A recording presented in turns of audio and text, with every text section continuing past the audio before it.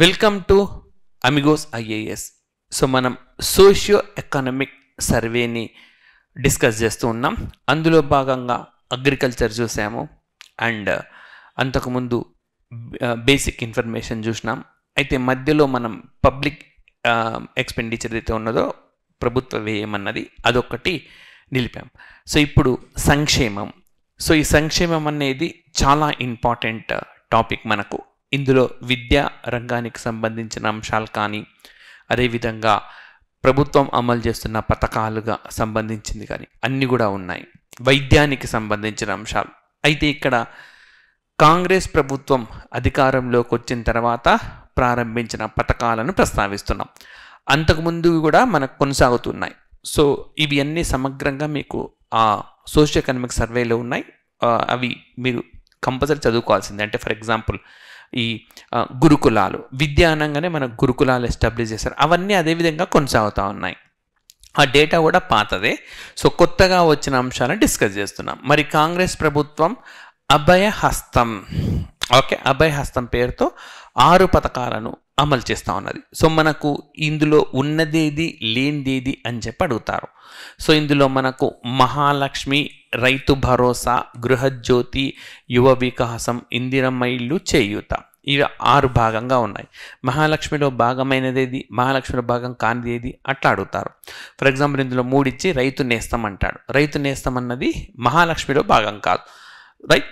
So మీరు పెద్దగా కష్టపడాల్సిన పని లేదు, ఈజీ గుర్తుపెట్టుకోవచ్చు. ఇప్పుడు ఇల్లు అంటే మనకు ఉమెన్ ఉంటారు, వారికి మహాలక్ష్మి, గృహజ్యోతి, ఇది విధంగా ఇల్లు కావాలి కాబట్టి ఇందిరమ్మ ఇల్లు, ఇళ్లలో యువకులు ఉంటారు కాబట్టి యువ వికాసము, ఈ విధంగా. ఇంకా వ్యవసాయ రంగానికి ఎప్పటికైనా పథకాలు ఉండనే ఉంటాయి, రైతు భరోసా అనే పేరు మీద.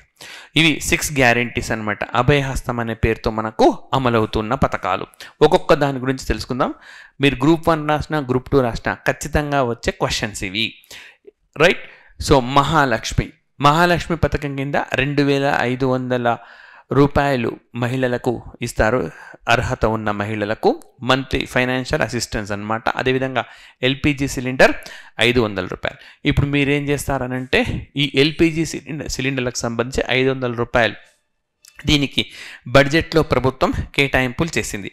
ఆ కేటాయింపు ఎంత అన్నది ఒకటి చూడాల్సి ఉంటుంది, రైట్? ఇంకా అది మనకు 2500 ఇచ్చేది మహిళలకు సంబంధించి ప్రారంభం కాలేదు. సో ఇది మహాలక్ష్మి. ఇట్లా కూడా క్వశ్చన్, మహాలక్ష్మిలో కింది వాన్లో భాగం కానిదేది? సో ఇదొకటి ఇస్తారు, ఇదొకటి ఇస్తారు. అండ్ ఫ్రీ బస్, ఉచిత బస్ అయితే డిసెంబర్ 9, 2023 నుంచి అమలవుతుంది.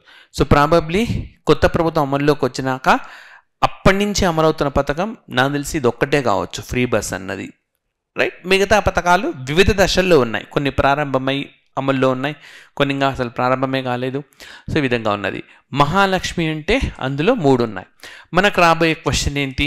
మహాలక్ష్మిలో భాగం కానిదేది? ఈ 3తో పాటు ఇంకొకటి ఇస్తారు, రైట్? నెక్స్ట్ చాలా ముఖ్యమైనది రైతు భరోసా. వ్యవసాయ రంగానికి సంబంధించిన అంశం డిస్కస్ చేసినప్పుడు కూడా నేను చెప్పినాను, గతంలోని రైతు బంధువునే ప్రస్తుత రైతు భరోసాగా మారిద్ది. సో పర్ ఎకర్కు రైతులకు ప్రతి సంవత్సరం 15,000 రూపాయలు ఇస్తారు, రైట్? ఇది కౌలు రైతులకు కూడా దక్కనున్నది, గతంలో కౌలు రైతులో లేదు. ఎవరి పేరు మీద అయితే ఆ భూమి ఉంటుందో వారికి మాత్రమే ఇచ్చేవారు, కౌలు రైతుకు లేదు. ఇప్పుడు కౌలు రైతు కూడా అది. నెక్స్ట్ వ్యవసాయ శ్రామికుడు ఎవరైతే ఉన్నారో వాళ్ళకి 12,000 అండ్ ప్యాడీకి 500 రూపాయలు బోనస్. మొత్తం ఈ పథకం అమలు కాను కేటాయింపులు ఉన్నాయి. కేటాయింపులు ఇంకా చేయలేదు. కారణం ఏంటంటే సబ్ కమిటీ ఒకటి వేశారు.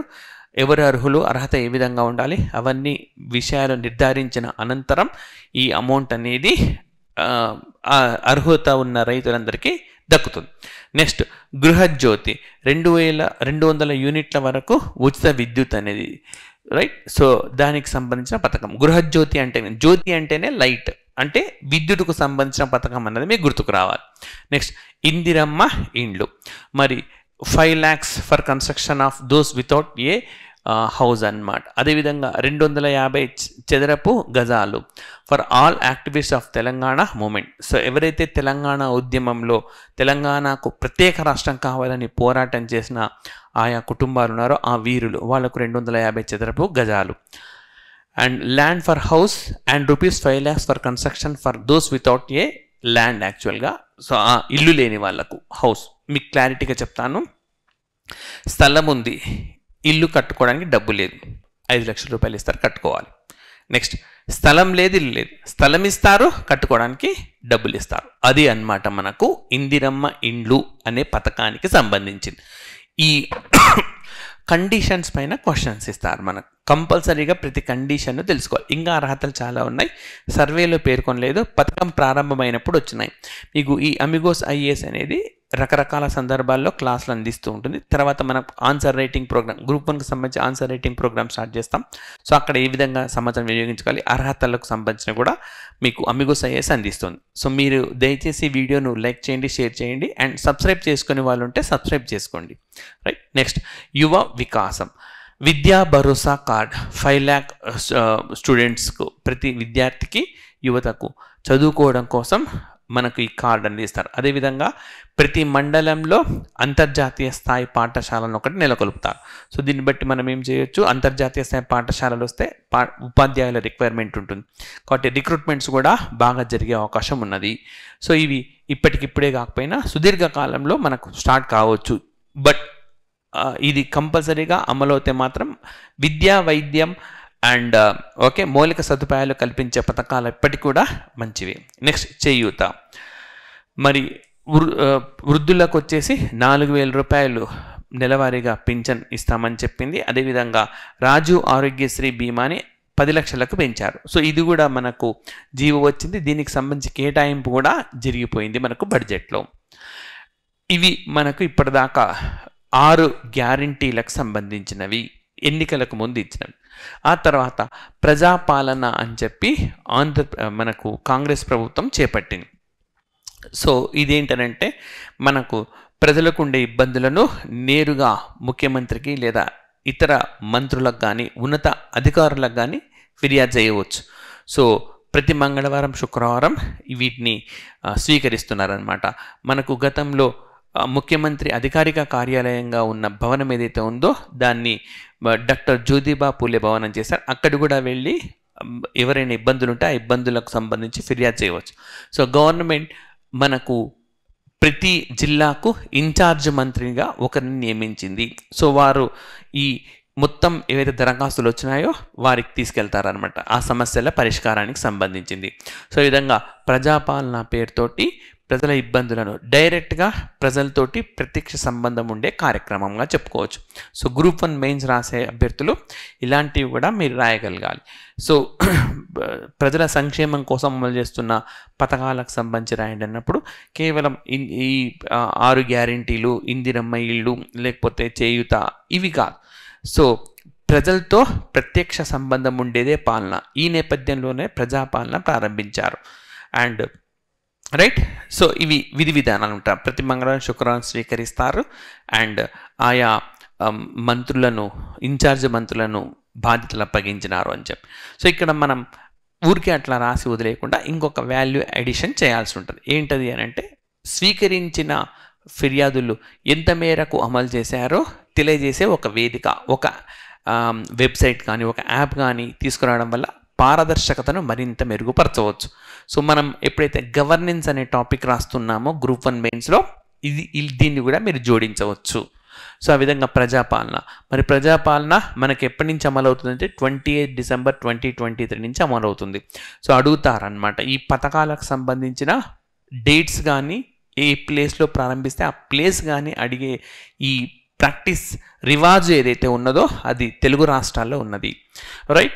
మరి ఇదే రోజు ఎందుకనంటే ఇండియన్ నేషనల్ కాంగ్రెస్ ఏర్పాటైన రోజు 1885 డిసెంబర్ 28న ఇండియన్ నేషనల్ కాంగ్రెస్ మనకు ఏర్పాటైంది. సో మొదటి విడతలో 6 జనవరి వరకు కొనసాగించినారు. రైట్. అండ్ నెక్స్ట్ విద్యకు సంబంధించి chief minister laid the foundation store for advanced technology centre, అంటే అధునాతన సాంకేతిక కేంద్రము అని అర్థం. సో ఎప్పటి నుంచో మల్లేపల్లిలో ITI ఉన్నది, దీన్ని ఆధునిక సాంకేతిక పరిజ్ఞానాన్ని నేర్పించే కేంద్రంగా మార్చినారు. సో దీన్ని జూన్ 18న ప్రారంభించినారు. విద్యారంగంలో ఒక మంచి మార్పుగా చెప్పుకోవచ్చు. సో మరి ఇందులో ఈ అడ్వాన్స్డ్ టెక్నాలజీ సెంటర్ ప్రోగ్రాంలో భాగంగా అధునాతన సాంకేతిక కేంద్ర పరిజ్ఞానంలో భాగంగా 65 ఐటీఐలను ఆధునీకరిస్తారు. కేవలం ఆ ఐటీఐ మాత్రమే కాకుండా మిగతా 60. ఎందుకనంటే అక్కడ నేర్పిస్తున్నవి ఏవైతే ఉన్నాయో ప్రస్తుత సాంకేతిక పరిజ్ఞానానికి మనకు ఉపయోగపడవు. టెక్నాలజీ అప్గ్రేడ్ అయింది. ఆ ఆపరేటర్స్ కూడా చాలా సంవత్సరాలు ఉపయోగించడం లేదు. లైక్ ఫర్ ఎగ్జాంపుల్ ఇప్పుడు మిమ్మల్ని కూర్చోబెట్టి అకౌంట్స్ ఎట్లా రాయాలా, రాబడి, వ్యయము ఇవన్నీ రాసి ఎంత మిగిలింది యాడ్ చేసుకుని అంత బాగా నేర్పించినాం అనుకోండి, అది పెద్దగా ఉపయోగపడదు. ఎందుకనంటే చిన్న చిన్న సంస్థలు కూడా కంప్యూటర్ తెచ్చేసుకున్నాయి. ఎంఎస్ ఎక్సెల్ షీట్ పెట్టుకొని ఇన్కమ్ అవుట్ గోయింగ్ ఎంట్రీ చేస్తాయి. డాటా ఎంట్రీ ఆపరేటర్ ఎంట్రీ చేసి ఒక కమాండ్ ఇచ్చేస్తే మొత్తం మనకు ఇన్కమ్ ఎంత, ఎక్స్పెండిచర్ ఎంత, మిగిలింద ఇచ్చేస్తుంది. ఇప్పుడు పాతది నేర్చుకుని లాభం ఏంది? నేను బాగా నేర్చుకున్నా సార్, టాపర్ని అకాడమిక్ ఎగ్జామినేషన్స్లో వెళ్తే ఉపయోగపడదు. నీకు కంప్యూటర్ ఎప్పుడైనా చూసినావా? కంప్యూటర్ దేంట్లో చేస్తాం, ఇది నువ్వు నేర్చుకున్నంత కంప్యూటర్ దేంట్లో చేస్తామంటే అబ్బాయి నాకు అది రాదండి, చేత్తో చేసేస్తానంటే వద్దులేండి అంటాడు, నేరుగా చెప్పేస్తాడు. అంటే టెక్నాలజీని అప్గ్రేడ్ కావాల్సి ఉంది. టెక్నాలజీ అప్గ్రేడ్ కాకుండా అదే పద్ధతులు చెప్తానంటే కుదరదు ఇప్పుడు. అందుకని చెప్పి 65 ప్రభుత్వ ఐటీఐలను ఆధునీకరిస్తున్నారు. ఇందుకు చేస్తున్న వ్యయం ఎంత అంటే 2700 కోట్లు. ఇందుకోసం టాటా సంస్థతోటి ఒప్పందాన్ని కుదుర్చుకున్నారు. సో ఇక్కడ మనకు రైట్ గవర్నమెంట్తో పూర్తిగా భరించకుండా టాటా సంస్థ కూడా కొంతమేర వ్యయం చేస్తుంది. మరి వాళ్ళకేం అవసరము అని అంటే వాళ్ళు సిఎస్ఆర్లో భాగంగా వ్యయం చేస్తున్నారు. సిఎస్ఆర్ అంటే మనకు కార్పొరేట్ సోషల్ రెస్పాన్సిబిలిటీ, కార్పొరేట్ సామాజిక బాధ్యతలో భాగంగా టాటా సంస్థ కొంచెం వెచ్చిస్తుంది. మరి కార్పొరేట్ సామాజిక బాధ్యత అంటే ఏంటి అంటే ఏ సంస్థకైనా లాభాలు వస్తాయి, మరి 3 సంవత్సరాల లాభాలు తీసుకోవాలి. ఫర్ ఎగ్జాంపుల్ ఈరోజు 2024, 2023, 2022, 2021 ఈ 3 సంవత్సరాల లాభాలు తీసుకొని ఆ లాభాలను యావరేజ్ చేయాలి. మొత్తం వచ్చిన లాభపు బై 3 సంవత్సరాలు కాబట్టి 3. ఈ యావరేజ్ వస్తుంది కదా ఎంతో కొంత ఫిగర్, దాంట్లో 2% సమాజానికి వెచ్చించాలి. ఆ విధంగా టాటా సంస్థ తనకు వచ్చిన అమౌంట్లో ఈ 2% ఇక్కడ వెచ్చిస్తుంది. సో ఈ విధంగా దీంతో బడ్జెట్కు కేటాయింపులు కూడా జరిగినాయి. ఆ బడ్జెట్ను కూడా మీరు అధ్యయనం చేయండి. మరి state government Tata technologies entered an MOU to skilling ITIs in the state. So రాష్ట్రంలో ఈ ఐటీఐలను అధునాతన కేంద్రాలుగా మార్చేందుకోసము మనకు టాటా సంస్థ ఒక అవగాహన ఒప్పందాన్ని కుదుర్చుకుందన్నమాట. రైట్. అండ్ నెక్స్ట్ వచ్చేసి మనకు వైద్య రంగము. మిగతా విద్యారంగానికి సంబంధించి మిగతా ఏం లేవానంటే అవన్నీ గత ప్రభుత్వానికే కొనసాగిస్తున్నట్టుగా డేటా మొత్తం ఇచ్చింది. సో ఆ డేటాను మీరు ఒకసారి అధ్యయనం చేయండి. నెక్స్ట్ వచ్చేసి మనకు వైద్య రంగంలో సో చాలా అంశాలు ఉన్నాయి. ఈ డేటా ఏదైతే ఉందో డేటాను 100% యాస్పిరెంట్స్ గుర్తుపెట్టుకోవాల్సి ఉంటుంది, వేరే ఆప్షనే లేదు. సో ఫస్ట్ ఆఫ్ ఆల్ వచ్చేసి మేటర్నల్ మోర్టాలిటీ రేట్ అంటే మాతృ మరణాల రేటు. సో మరి ప్రతి లక్ష జననాలకు ఎంతమంది తల్లులు చనిపోతున్నారన్నది. అలా చనిపోకూడదు కదా అంటే అవును, వైద్య సౌకర్యాలు బాగా మెరుగవుతే ఆ పరిస్థితిని మనం సాధించాలి కూడా. కాకపోతే ఒక్క రోజులో సాధ్యం కాదు. ఇది 70 సంవత్సరాలు అయిపోయింది మనకు ఇండిపెండెన్స్ వచ్చి, ఇప్పటికీ ఉన్నాయంటే ఉన్నాయి మరి.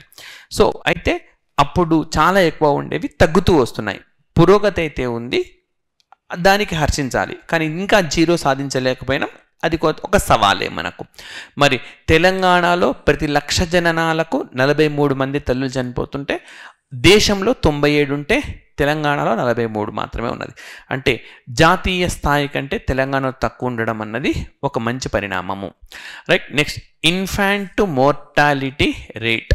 సో శిశు మరణాల రేట్ అంటాం. మనకు ప్రతి 1000 జనాలకు ఎంతమంది పిల్లలు చనిపోతున్నారన్నది. సో ప్రస్తుతం అది 21గా ఉన్నది తెలంగాణలో. దేశంలో చూస్తే మనకు 28.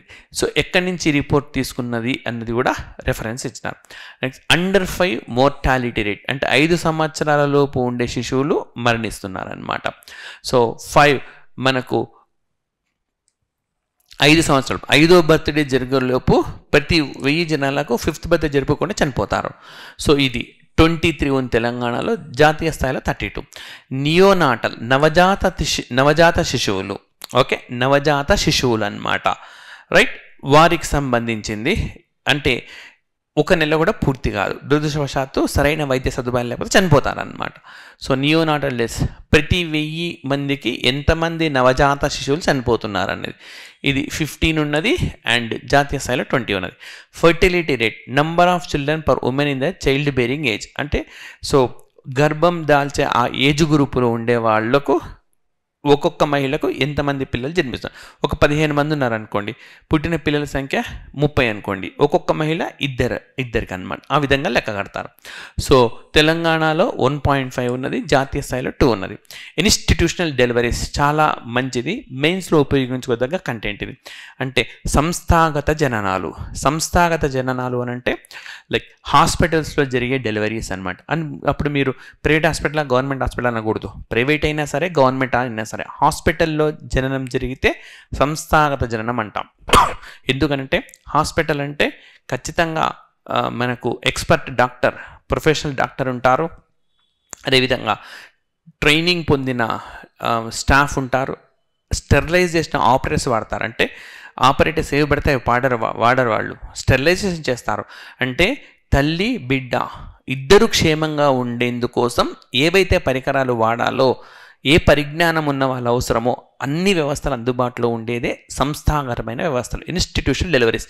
ఎంత పెరిగితే అంత మంచిది. సో తెలంగాణలో 97% వచ్చింది, భారతదేశంలో 88.6. సో ఇది నేను ఆల్రెడీ చెప్పినాను, మనం దీన్ని లైక్ గ్రూప్ 1 మెయిన్స్కు ఎట్లా వినియోగించుకోవచ్చు అంటే, నిజానికి తెలంగాణలో కేసీఆర్ కిట్ అని రకరకాల పథకాలు, అదేవిధంగా ఈ హాస్పిటల్స్లో, గవర్నమెంట్ హాస్పిటల్స్లో జననాలు జరిగితే అమ్మాయి పుడితే 13,000, అబ్బాయి పుడితే 12,000 ఇవ్వడం అనే పద్ధతి ప్రవేశపెట్టారు. దీంతో మ్యాక్సిమం ఇన్స్టిట్యూషనల్ డెలివరీస్ అయినాయి, రైట్. సో అందుకని ఇన్ఫాంట్ మోర్టాలిటీ రేట్ కానీ, నియోనాటల్ మోర్టాలిటీ రేట్ కానీ మళ్ళీగా తగ్గుతూ వస్తూ ఉన్నది. ఇది మంచిదే కదా, రైట్. కాబట్టి ఇప్పుడు మీరు ఎక్కడ వినియోగించుకుంటారు ఇది అని అంటే, ఫర్ ఎగ్జాంపుల్ పథకాలు మంచిదేనా అన్నప్పుడు డిబేటబుల్ ఇష్యూ ఇది. లైక్ సంక్షేమ పథకాలు వేరు, ఉచితం వేరు. ఇది సంక్షేమం, రైట్. సో వైద్యానికి కానీ విద్యకు కానీ మనం చేసే వ్యయం ఒక సంక్షేమం అన్నది.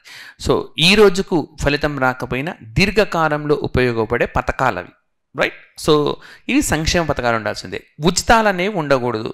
అంటే మనకు ప్రజల సామాజిక ఆర్థిక జీవనంలో మార్పు తీసుకురానటువంటివి పెద్దగా మనం హర్షించదగ్గవి కాదు. ఫర్ ఎగ్జాంపుల్ టీవీలు ఇస్తామన్నారు అనుకోండి పథకం, అది పెద్దగా ఉపయోగపడని పథకం. మరి టీవీ ఇస్తే మంచి కదా చూసుకుంటే వృధా కదా అది. సో ఆ వ్యయం దాని బదులు విద్య పైన వెచ్చించవచ్చు, వైద్యం పైన వెచ్చించవచ్చు. కాబట్టి సంక్షేమం వేరు, మనం ఉచితాలు వేరు. ఆ రెండిటికి తేడా తెలుపుతూ మనం ఉదాహరణలతో రాయాల్సి ఉంటుందన్నమాట. సో ఇలాంటివి మంచి పథకాలు, ఇన్స్టిట్యూషనల్ డెలివరీస్ అనేవి పెరిగినాయి. ఇక్కడ మీకు ఇంకొకటి కూడా చెప్తాను.